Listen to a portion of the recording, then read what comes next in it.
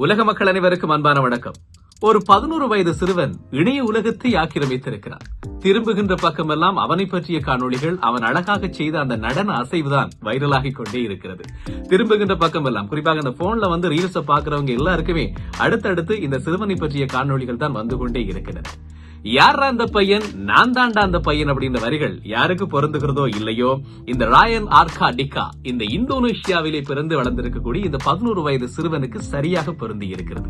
கிட்டத்தட்ட மில்லியன் கணக்கான பார்வைகள் கடந்து கொண்டே போகிறது. இன்னும் அதிகப்படியான மில்லியன் கணக்கான பார்வையாளர்களை கடக்கும் என்று சொல்லி நம்பப்படக்கூடிய இந்த காணொளி, இந்த நடனம், இந்த சிறுவன் ஏன் வைரல் ஆனான்?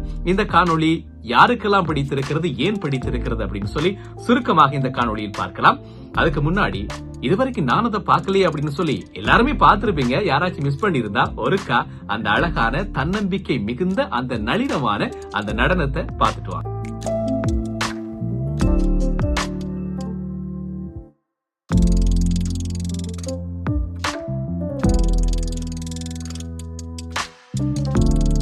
பாத்தீங்களா? ஏன் சாதாரண ஒரு நடனம் தானே ஆடுறான் அப்படின்னு சொல்லி யோசிக்காம இந்த காணொலியை எல்லோரும் ரசிச்சு அதை வைரலாக்குறதுக்கான காரணம் என்ன அப்படின்றத நான் இந்த காணொலியில சொல்ல போறேன். அதுக்கு முன்னாடி இந்த சிறுவன் எப்படியெல்லாம் உலக அளவுல ஃபேமஸ் ஆயிருக்கான் அப்படின்றத இந்த காணொலிகள்ல பாருங்க.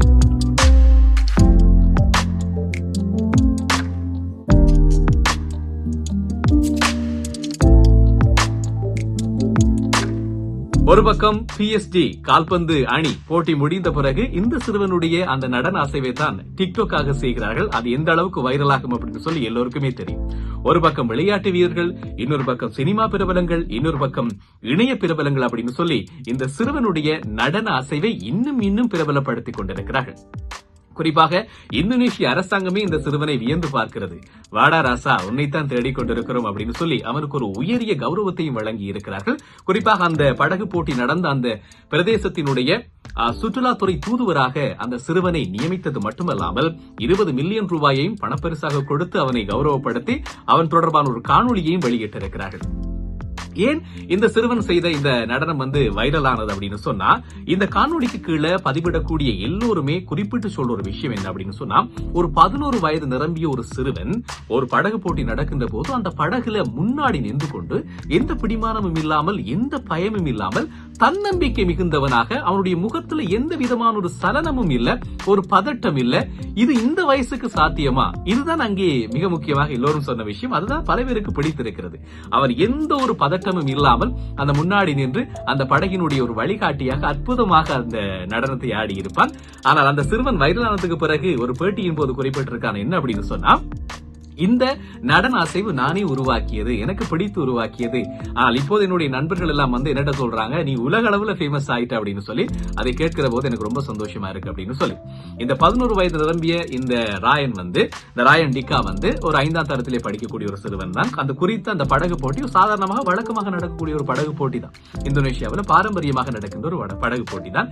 அந்த படகு போட்டி நடக்கின்ற போது அந்த நீளமான அந்த படகுல துடுப்பு போடுறவங்க எல்லாருமே ஆக்ரோஷமாக வெற்றி பெற வேண்டும் என்ற நோக்கத்தோட எல்லோரும் செயற்பட்டுக் கொண்டிருக்க, இந்த சிறுவன் முன்னாடி நின்று கொண்டு வழிகாட்டியாக அந்த பாரம்பரிய அந்த ஆடையும் அணிந்து கொண்டு ஒரு முகத்துல ஒரு கண்ணாடியும் போட்டுக்கொண்டு எந்த எக்ஸ்பிரஷனும் இல்லாம அவ்வளவு அழகாக அந்த படகை வழிகாட்டி இருந்தான். இது கேமராக்கள்ல படமாக்கப்படுகிறது. இந்த காணொலி வைரலாக போகின்றது என்று அந்த பொடி எனக்கு தெரியாது, அந்த சிறுவனுக்கு தெரியாது. இந்த காணொலியை பதிவிட்ட பிறகும் எல்லோரும் பார்த்து வியந்து போறாங்க. இப்போது இந்த டிக்கா இன்னும் பிரபலமாகிக் கொண்டிருக்கிறார். இந்த தன்னம்பிக்கை மிகுந்த 11 வயது சிறுவனுக்கு எங்களுடைய வாழ்த்துக்களும்.